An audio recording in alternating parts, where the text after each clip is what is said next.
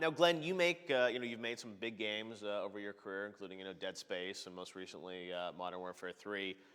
We talk about these big blockbuster games and sequels. I mean, it's hard for these teams, I think, to innovate sometimes when you're inside of this franchise. It's a lot of these are annualized now, or at least Mass Effect isn't. But what's your take on those games? What did they do right to make it onto this list? Well, first of all, I think the story was great on both of the games, and the amount of detail that they put into it, the graphics were fantastic, the audio was really good. I mean, everything about it was a really quality experience for me, and that's what I look at it. Have they, done everything right? And it really seemed like they did. And yeah, it's kind of hard when you're making a sequel. You've got all these fans, and you don't want to disappoint them. They're expecting something that is a game that they played before. They want more of the same. They want more of the same, but they want you to go a little farther. So it's really hard. And I thought actually Assassin's Creed did a great job. I mean, putting us in that time period and adding some new things. And I think they really brought it. Like I'm playing it, going, this thing is epic. Well, and also that franchise is, I think, so well designed that it can jump to these different time periods and stay fresh and, with new characters every time, and it still works. On that beat, though, I was a little surprised that Halo 4 particularly didn't get into this list because I thought it was a spectacular construction of so many different pieces. I mean, that's such a huge undertaking. And then Borderlands 2, which, as far as like coming back to your fan base, but also going further, they did such a great job with that. I think both of those games embody that same thing that you were just talking about. No, you're right. I think Halo being left off was quite surprising. Surprising, and they were, both those studios ended up being nominated for Studio of the Year, which meant probably that they were close, you would think, for Game of the Year. But yeah, ultimately when it's 5 games, there are going to be some that are left behind, and yeah, it was as you said, Shane. Shooter as well, I think. Yeah, exactly. Yeah, lots of nominations, but as you said, Shane, it's interesting that those downloadable games actually overtook, games like Halo or Borderlands or Black Ops or other big titles that could potentially have been on the list. So back to that opening question, how great a year was it? It was that great of a year. It's a great enough year that a Halo 4 doesn't make it into this list. And I love that it's a good point. It's diversified. But I think the reason Halo didn't make the list is because it really doesn't do a whole lot new. I mean, basically the reason 343 is nominated for Studio of the Year is because they were given this huge franchise and people were absolutely petrified that they were going to destroy it. They did a phenomenal job. They did a phenomenal job of making a Halo game, but they did not push the envelope forward, and I think that's why you're seeing kind of where it ended up in the aggregate and why it didn't end up being a Game of the Year nominee. But what about Spartan Ops?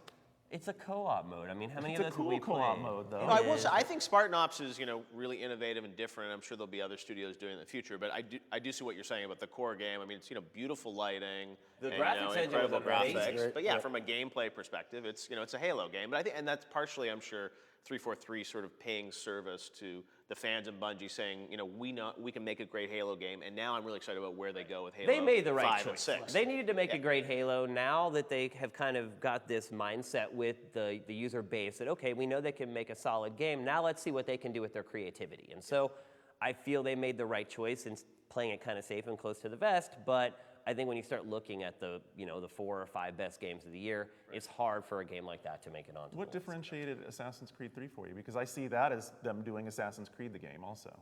An entirely new setting, entire new characters. I mean, it's completely different. So because the environments and new game, yeah. naval stuff. The naval stuff is cool. Right. I think that was certainly more ambitious, you would say, than a lot of other sequels that were out this year. Yeah, not too many games put in that time period. Right.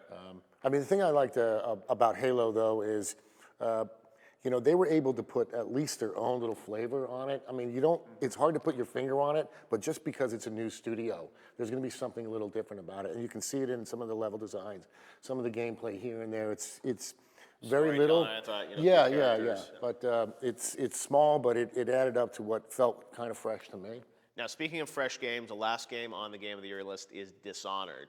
From Arcane and Bethesda. This is really one of the few new big blockbuster properties that came out of nowhere.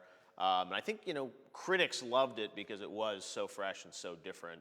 Have you checked this one out yet, Glenn? Yes, yeah. What do you think of it? I love the second-to-second and minute gameplay. I thought that their combat was good. I didn't think the graphics were up to some of the standards that we see out there nowadays. I mean, especially when you put it next to Assassin's Creed. But they came out of nowhere, and I thought it was a great game. I had fun with that one. It was really moody. I thought the audio was really good as well. Well, I will say, like, the art direction, I thought, the world was very beautiful, but I hear what you're saying. I mean, graphics now, you look at, like, that compared to the lighting of Halo and stuff like that. Yeah, you don't want it to pull you out of the experience, and in the beginning I had to kind of like just go, okay, it's not quite as well done, but I got into it, and it was fun, and that's the bottom line. Shane Garner, what's your take on it? I like the freedom of the game. I like that you were able to tackle the objectives pretty much however you wanted to. My problem with the game is that overall it just felt very bleak and dreary. And it was not the type of game where I, be at work during the day and say, oh, I can't wait to get home to play this game. Right. Like, I'd work all day and I'd get home and I'd have dinner and I'd be like, oh, I got Dishonored sitting there. Okay, maybe I'll give it a go. And once I would start playing it, I'd get totally sucked in and have a great time with it. It just wasn't calling out to me to play it. It's and the art style, the steampunk kind of thing, I wasn't a huge fan of that.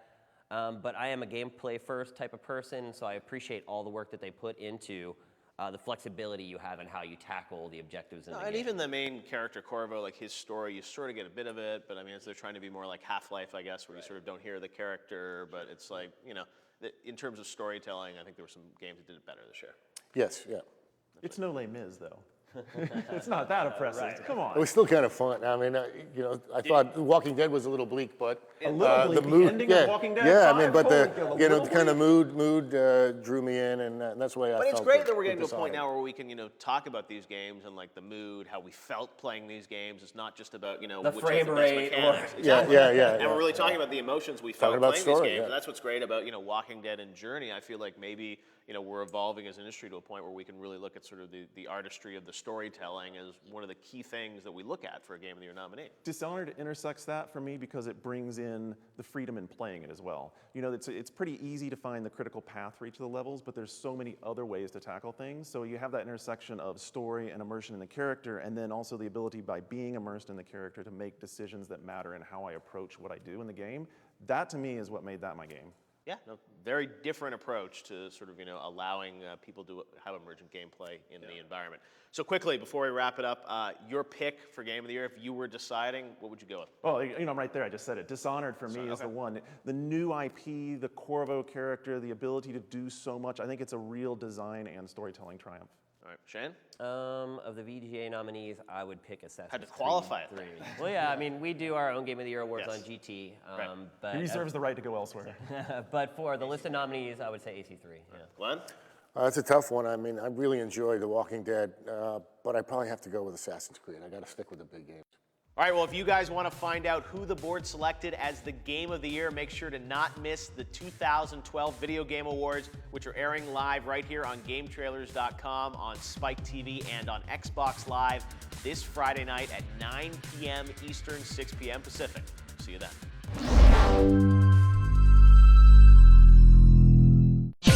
See this and other GT shows and game reviews on the GT Originals iOS app, available now on the App Store.